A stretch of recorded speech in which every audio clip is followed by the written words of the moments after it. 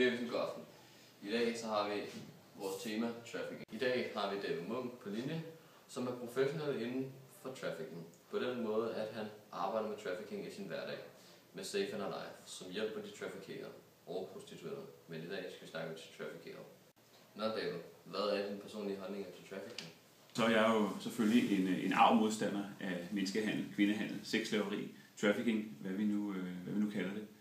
Jeg mener, at det er en krænkelse af både menneskerettighederne, men også alle de værdier, som vores moderne, såkaldt civiliserede samfund står for. Så det er også derfor, at jeg er aktiv her i Safe and Alive og bruger en del fritid på at bekæmpe det her fænomen her i Danmark. Hvad tror du, Danmarks samfund kan gøre for at stoppe det?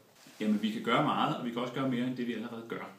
En af de ting, vi kan gøre, det er at tilbyde de kvinder, som så at sige skyller op på de danske kyster, bedre beskyttelse, og give dem et incitament til at hjælpe politiet i deres efterforskning. Det har de ikke, som det er i dag. Der står de med udsigt til at blive sendt hjem, lige så tomhændet som de kom, og det giver dem ikke nogen særlig stor gulerod i forhold til at hjælpe politiet. Tværtimod, så er de underlagt et trusselsbillede, der gør, at mange af dem kan komme ud for voldsomme repressalier, hvis det kommer frem, at de har slædet til politiet.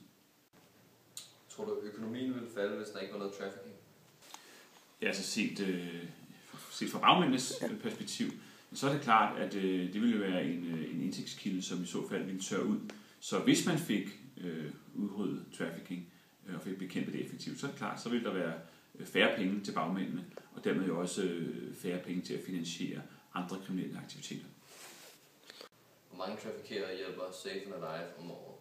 I den klinik, som er vores primære aktivitet, den sundhedsklinik på Vesterbro, Kulbørsensgade, som vi driver sammen med Red International, der har vi en 200-300 besøgende patienter om året, som kommer forbi enten for at få konkret behandling, udredning, eller også blot rådgivning. Det er udenlandske prostituerede, som er det tilfælde, at de ikke har legalt adgang til det danske sundhedsvæsen, og derfor så kommer de til os, fordi vi er det eneste alternativ. Hvad er den typiske race for de traffickerede? Altså hvad for et land kommer de fra? Altså det, som vi kan se, vi kan lave en statistik hvert år, som jo også ligger på vores hjemmeside og Facebook-side. Der laver vi en statistik over de besøgende, vi har i klinikken i København. Og der kan vi se, at det er helt overvejende. De to største enkeltgrupper, det er rumænere og nigerianere. De udgør tilsammen mellem 2/3 og 3/4. Hvad er konsekvenserne for kvinderne, der bliver traffickeret? Jamen konsekvensen er jo, at de her kvinder oplever at befinde sig i en slavelignende situation, hvor de ikke længere har nogen personlig frihed, og deres personlige frihed er underlagt bagmandens gøren og laden. Og det strider jo mod alt, hvad vores samfund bygger op omkring om personlig frihed og menneskerettigheder.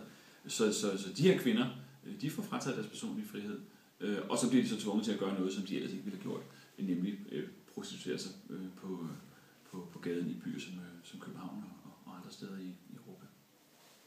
Hvor hårdt ramt, altså fysisk, er de traffickerede? Det er meget forskelligt, fordi der er forskellige grader af tvang. Der er lige fra kvinder, som så at sige, som virkelig ikke oplever hård fysisk vold, men som er truet blandt andet på deres familie, børn i hjemlandet. Så det er sådan mere en strukturel vold, kan man kalde det. Og så har vi også kvinder, som bogstaveligt talt bliver tæsket til de skide i bukserne. Altså det har der været eksempler på. Kvinder, der er blevet samlet op i det tilredt ude bag Fisketorvet på Vesterbro, fordi de har fået tæsk. Og det har de jo fået, fordi de ikke har gjort, som bagmændene mente de skulle. Det var sådan for TV-avisen. Se den anden dag.